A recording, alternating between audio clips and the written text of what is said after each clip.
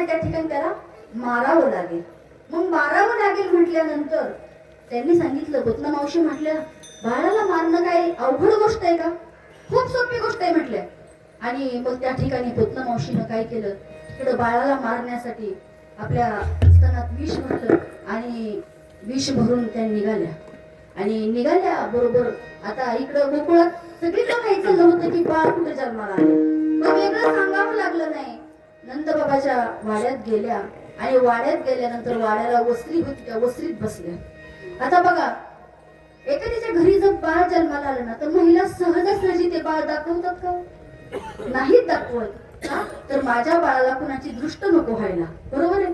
आणि यशोदामाईचंही तसंच होतं. यशोदामाई म्हटल्या, मी माझ्या बाळाला दाखवणार नाही. कृष्ण परमात्म्याला त्या ठिकाणी पाळण्यात झोपवले. पुतना मावशी गेली आणि हाक मारली, यशोदे. यशोदा बाहेर आल्या आणि अगं ओळखलंस का मला? म्हटलं नाही ओळखलं. अगं असं कसं ग विसरलीस, मी तुझी बहीण ना. यशोदामाई म्हणतात, मला बहीणच नाही, मी एकटीच आहे, तू कुठली माझी बहीण? अगं तुझी चुलत बहीण नाही का? अगं मला चुलताही नाही तर तू माझी चुलत बहीण होऊच शकत नाही. अगं मी तुझी मावस बहीण आहे ग. अरे मला मावशी सुद्धा नाही म्हणजे तू माझी मावस बहीणही नाही. अशी बरीच नाती सांगितली. मग त्यावेळेस यशोदामाई म्हणतात, तू माझी बहीण नाही. त्यावेळेस ते सांगतात की अगं नसू दे, मी लांबच्या नात्याने बहीण आहे तुझी. बर, मग मला थोडस पाणी दे ना. आणि पाणी दे म्हटल्यानंतर यशोदा मातेचा जीव खालीवर होत होता, कारण बाळ सोप्यामध्ये झोपवलेलं होतं. आणि मग त्या बाळापर्यंत कोणी येऊ नये म्हणून त्या गेल्या, पटकन तांब्या भरून आणण्यासाठी आत गेल्या. तेवढ्या वेळात पुतना गेली, बाळाला उचललं आणि स्वतःच्या पदराखाली घेतलं. आणि बाळाला उचललं आणि स्वतःच्या पदराखाली घेतल्याबरोबर त्या बाळाने डोळे झाकले. बाळाने डोळे का झाकले हो? ते बाळ म्हणजे ब्रह्म होतं आणि पुतना म्हणजे माया होती. ब्रह्म आणि माया एका ठिकाणी टिकू शकत नाही म्हणून डोळे झाकले. आणि डोळे झाकले आणि पदराच्या आड घेतल्याबरोबर पुतना मावशी काय घेऊन आली होती? विष घेऊन आली. कृष्ण परमात्म्याने पहिलं काय पिलं? विष पिलं. असणारं स्नानातलं दूधही पिलं, रक्त पिलं. आणि पंचप्राणाला ओढ लागल्याबरोबर पुतना म्हणायला लागली, कृष्णा सोड, कृष्णा सोड.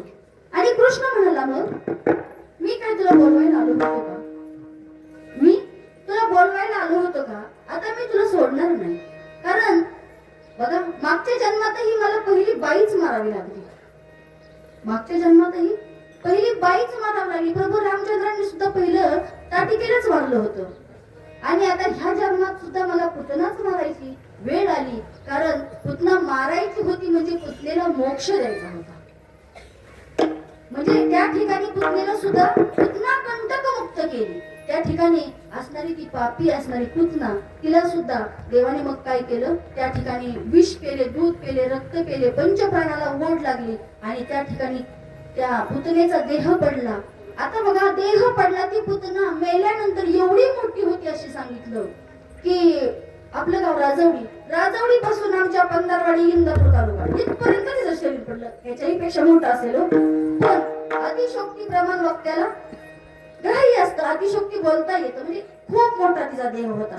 आणि मग एका साधकाने प्रश्न विचारला की तुम्ही म्हटला की पुतनेचं दूध कृष्ण परमात्मा पेले, मग कृष्ण परमात्मा एवढ्या मोठ्या स्त्रीचं दूध कसे पेले? आता देव कसा आहे? मग अशी सांगितलं, होय भक्ती केला त्याचा. जर तुम्ही त्याला हातात आकळायचं म्हणलं तरी हातात आकळता येतो, हृदयात साठवायचं म्हणलं तरी हृदयात साठवतं. आणि ज्याने हे विश्व निर्माण केलंय असा हा भगवंत किती मोठा आहे, एवढा प्रभू आहे. म्हणजे त्याला संपुष्टात सुद्धा साठवता येतो, हातात सुद्धा धरता येतो. आणि तो इतका मोठा आहे, मग त्याला मोठं रूप घेणं शक्य आहे का? त्या पुतनेचं त्या ठिकाणी तिला मुक्त केली, तिला साईच्या मोक्ष दिला आणि त्या ठिकाणी पुतना मुक्त केली. ही बातमी कंसाला कळाली. अरे पुतना गेली, तिकडच मेली, आता काय करायचं? मग त्या ठिकाणी मावळ भट्टांनी सांगितलं, मी जातो. आता मावळ भट्ट होते म्हणजे ते कसे खरे ब्राह्मण होते का? तर त्यांनी ते रूप घेतलं होतं, धोतर घातलं होतं, उपरणं घेतलं होतं, हातात पंचांग घेतलं, गळ्यात जानवं घातलं. पण जानवं घालत असताना जानवं कशासाठी घालायचं ह्याची जाणीव पाहिजे ना. जाणीव असेल त्यांनी जानवं घालावं. आता जानवं कुणी घालतात हे वयस्कर माणसांना माहित आहे. जानवं कुणीही घालायचं नसतं, पण आता माणसं जानवंच घालत नाहीत. बायकांनी मंगळसूत्र घालायचं, पण ह्यांनी जाणवं नाही घालायचं. का नाही घालायचं काय माहिती, ह्यांना अडचण होती काय कोण असतो. पण असू द्या, त्यांचं करता येत नाही आपल्याला, कारण स्त्री कशी आधी नाही. पण आमच्या मीराबाईंनी सांगितलं पुरुष सुद्धा आधी नाही, वेळ राहिला तर पुढे सांगेल की स्त्री कशी आधी नाही. तुम्हाला एका मिनिटात सांगते.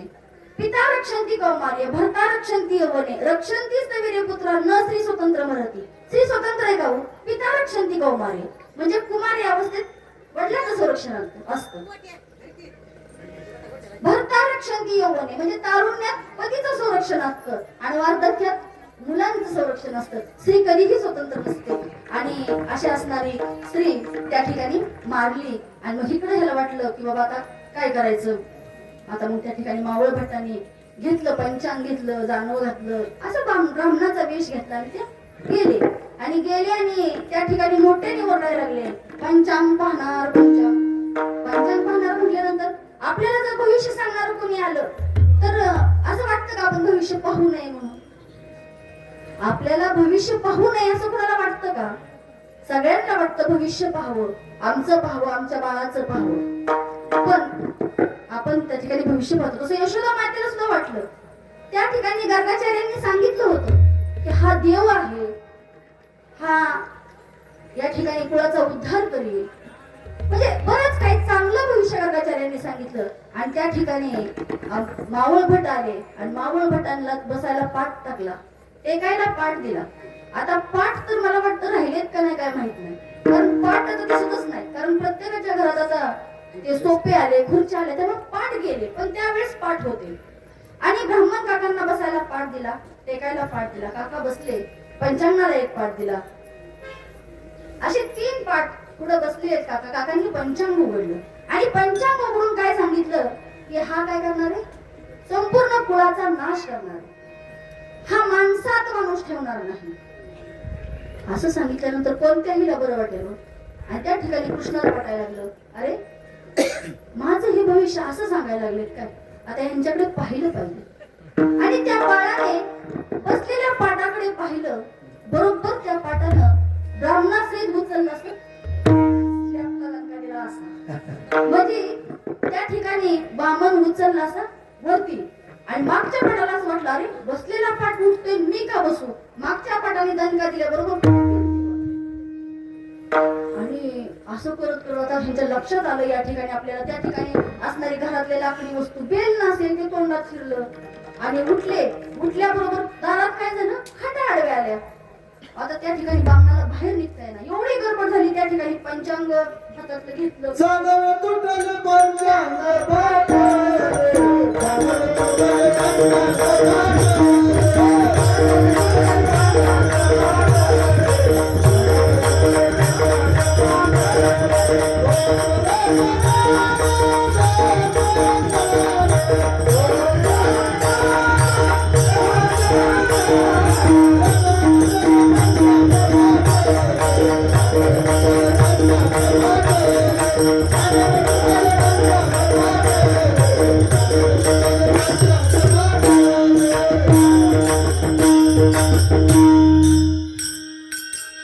जानवे सुटले, पंचांग फाटले, धोतर गळाले.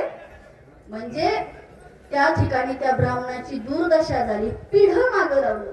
पिढे दान दिलं कुणाला, मावळ भटाला. त्या ठिकाणी पिढा मागं लागली. मावळ भट पळतच आले आणि त्या ठिकाणी कंसाला सांगितलं, अरे त्या गोकुळात जिवंत माणसं नाहीत मारत, तिथं निर्जीवच वस्तू मारतात. त्या ठिकाणी निर्जीव वस्तू मारतात. आता मी तिथं जाऊ शकत नाही. कसा तरी ब्राह्मण होतो म्हणून वाचून इथपर्यंत आले. कारण ब्राह्मणाला मारत नाहीत ना, ब्राह्मणाला मारायचं नसते, पाप खूप मोठं पाप लागतं. म्हणून साठी बामण होतं म्हणून वाचलोय. जशी पुतना गेली ना तसं मलाही जावं लागलं असतं. आता मी जाणार नाही. तो मावळ भट घाबरला. आता त्या ठिकाणी मग किती किती प्रयत्न करायचे. त्या ठिकाणी आगासूर पाठवला, भ्रूणासूर पाठवला, धेनुकासूर पाठवला, असे अनेक पाठवले. अजगराचं रूप घेतलं होतं आगासुरानं. आणि त्या ठिकाणी गाड्याचं रूप घेतलं. भगवंताला आमच्या यशोदामाईनं बैलगाडीच्या सावलीत झोपायला टाकलं होतं. बघा, पहिलं दारात बैलगाडी होती आणि त्या दारात बैलगाडीच्या खाली जी सावली असते ना, त्या सावलीत कृष्ण परमात्म्याला झोपवलं होतं.